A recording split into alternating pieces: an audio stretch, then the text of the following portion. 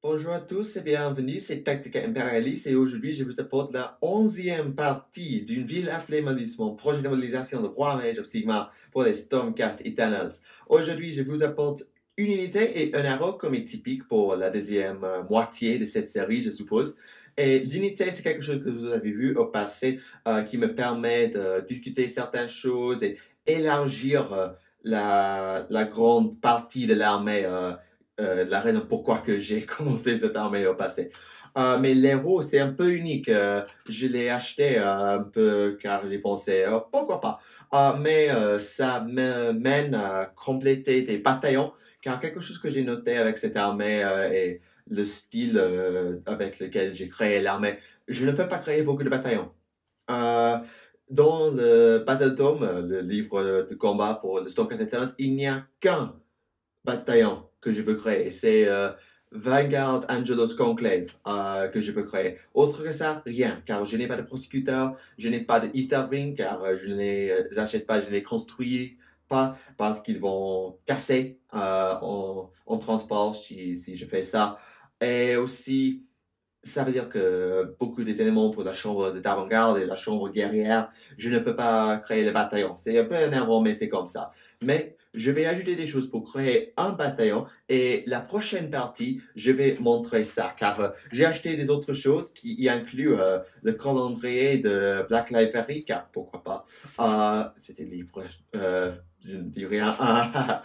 Mais oui, on va avoir un partie extra dans laquelle je vais compléter un bataillon et discuter ça. Mais c'est pour la prochaine fois.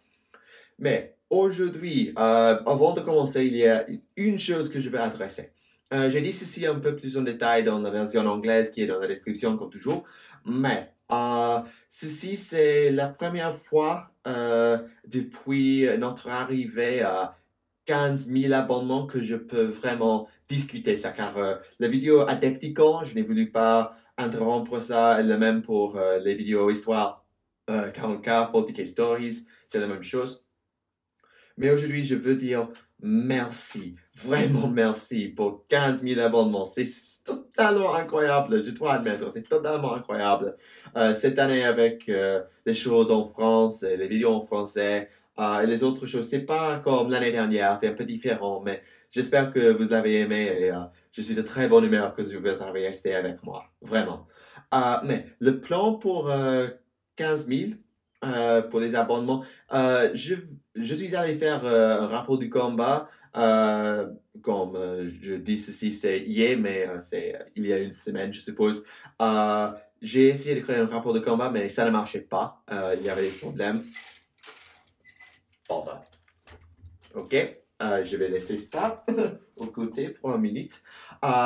Mais je vais essayer de contacter les magasins locaux de Warhammer pour les jeux pour essayer de créer un grand rapport de bataille. C'est quelque chose que je veux faire vraiment pour démontrer l'armée de Stormcast en totalité.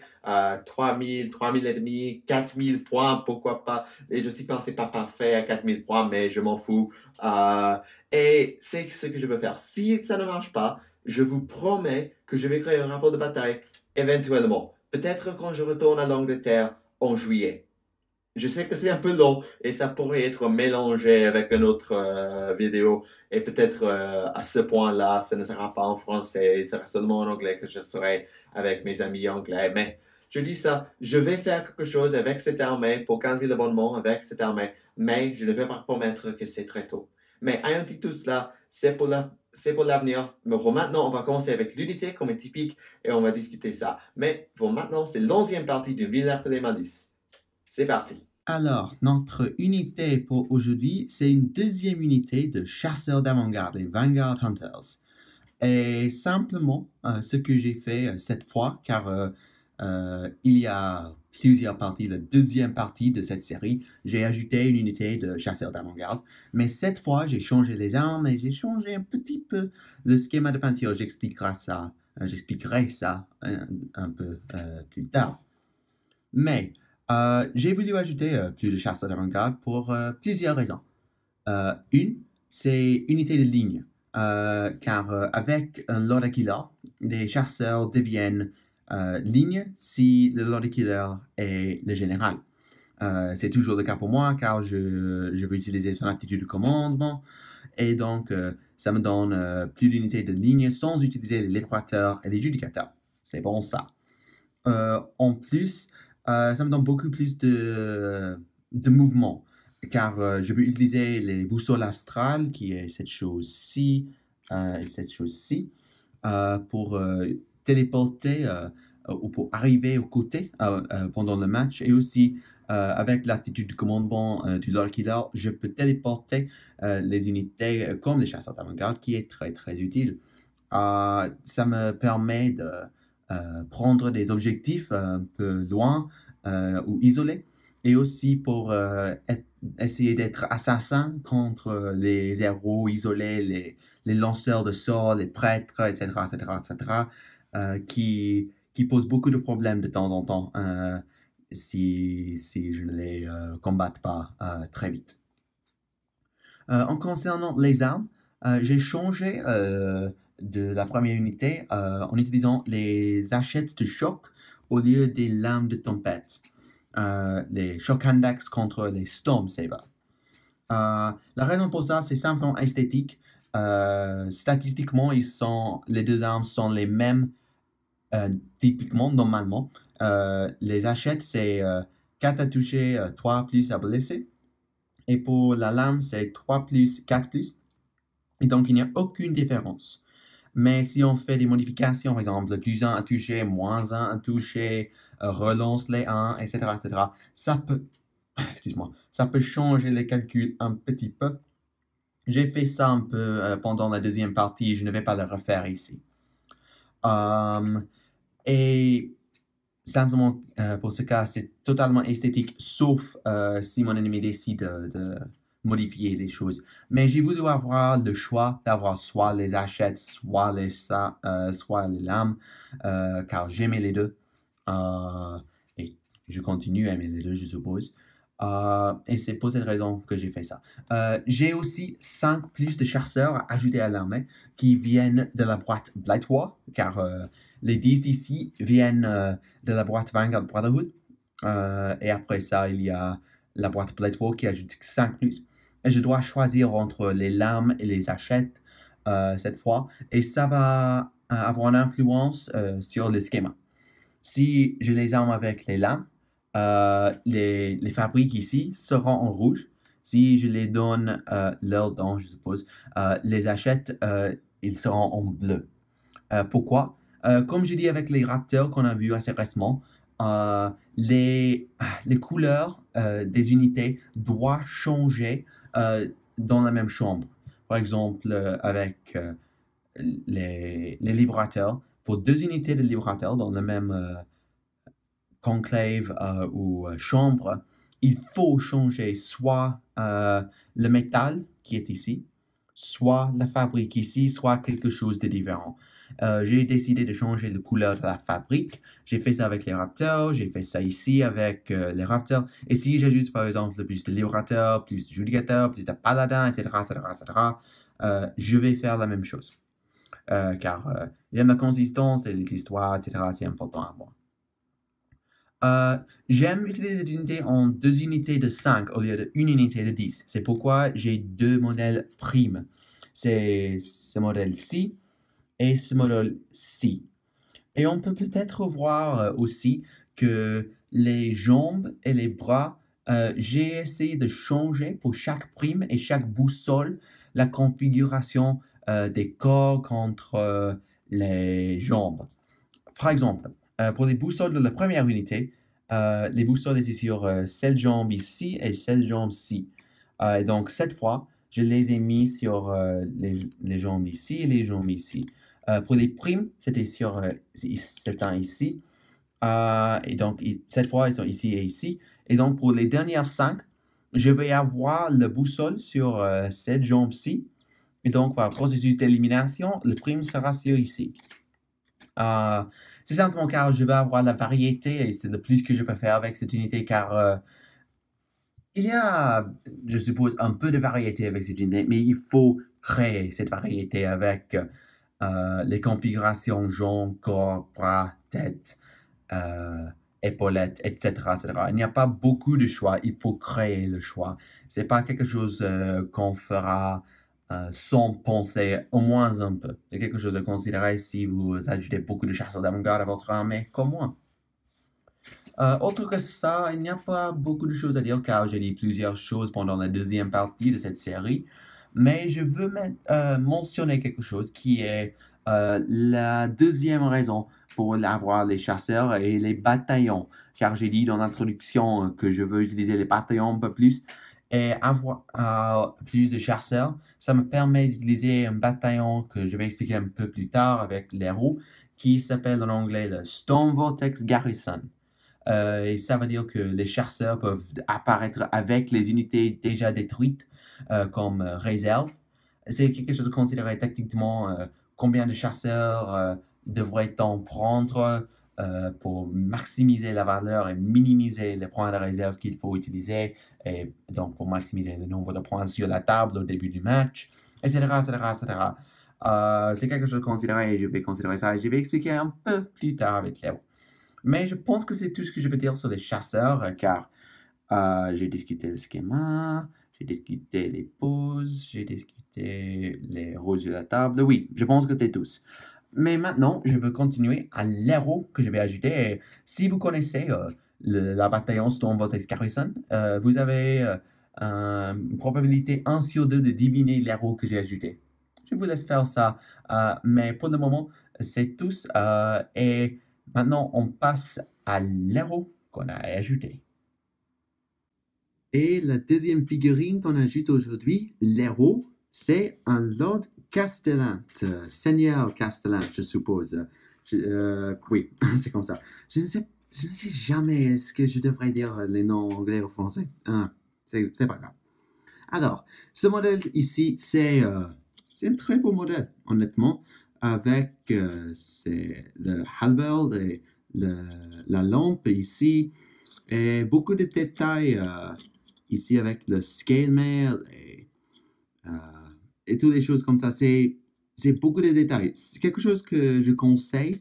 C'est simplement créer les sub-assemblages, peindre le modèle petit à petit, partie à partie. N'assemblez pas avant de peindre, car comme peut-être vous pouvez voir, il y a beaucoup de détails cachés, un peu difficile à arriver à tous les détails, par exemple l'intérieur du manteau, la jambe gauche, etc., etc., etc. Mais c'est très détaillé, et la lampe surtout, c'est une composante que j'aime beaucoup.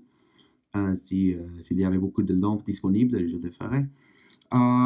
Et c'est un autre modèle, j'ai dit ceci au passé, quand on ajoute la peinture dorée de l'or, le détail, c'est vraiment augmenté pour des modèles comme ceci. C'est la même chose pour Gabriel Chorat et aussi pour le Célestin sur Draco.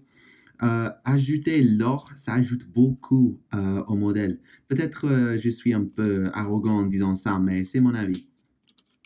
Le manteau de l'extérieur, c'est en violet, comme pour mon Ned Castor ou Gabriel Chorat. Et j'ai ajouté, comme les épaulettes aux côtés de la lampe, c'est pas un vrai papier comme ici. Et donc, j'ai voulu faire ça.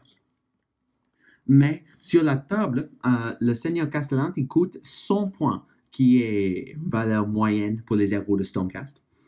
Il a 6 points de vie avec une sauve de 3+.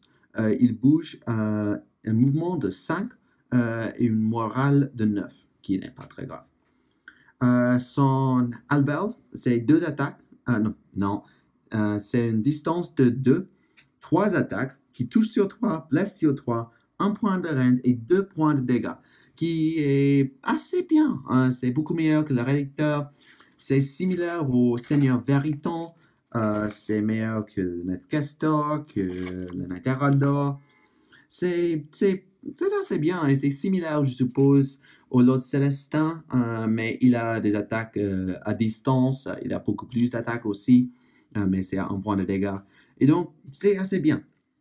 Mais c'est la lampe qui est la la chose la plus intéressante et la plus puissante. Ce qu'on fait dans la phase des héros, on choisit soit une unité KO, soit une unité Stormcast en 12. Il faut être une unité Stormcast ou une unité KO, qui veut dire qu'on ne peut pas cibler, par exemple, un allié de Duardin ou un ennemi de destruction ou de mort, car ça ne marchera pas. C'est très important. Si on cible une unité KO, il souffre une blessure mortelle. C'est pas beaucoup, mais c'est peut-être utile pour finir à tuer un personnage blessé, pour éliminer une modèle blessé dans une unité de cavalerie ou de monstre, par exemple.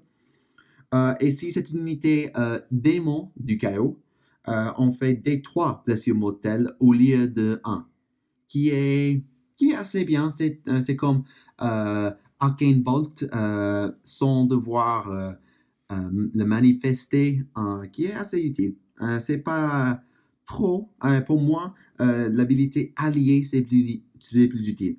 Si on choisit une unité de Stormcast, on ajoute 1 au jet de save jusqu'à la prochaine phase des héros pour vous.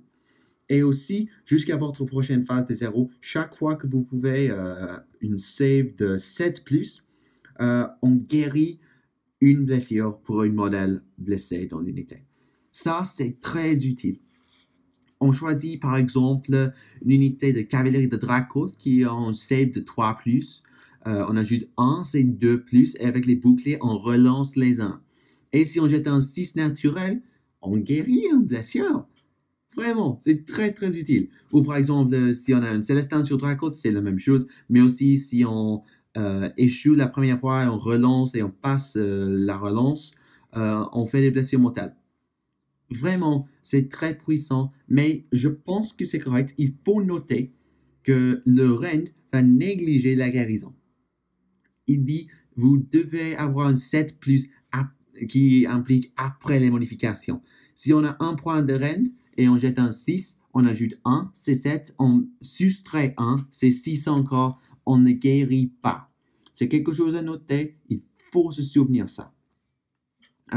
Et donc, les armées avec beaucoup de Rend ou beaucoup de blessures mortelles, bien sûr, elles peuvent être plus problématiques et plus puissantes contre la Castellante, mais c'est pas beau, c'est pas mal, je dis, car on peut toujours améliorer votre save, qui est très utile.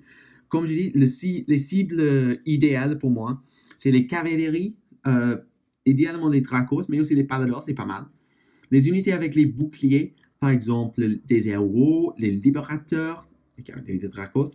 Les unités comme les paladins qui ont 3 points de vie, peut-être peuvent survivre pour un peu jusqu'à on lance cette 6 naturelle. Une seule de plus peut sauver tout le monde. Et aussi, il y a les autres cibles sur peut-être les chasseurs d'avant-garde, c'est pas mal.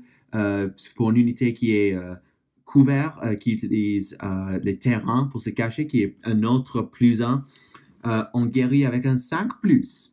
Et on ajoute 2 au save. Et donc, c'est très, très, très difficile à tuer un modèle qui est dans le terrain avec les améliorations de l'Aldon. C'est pas mal.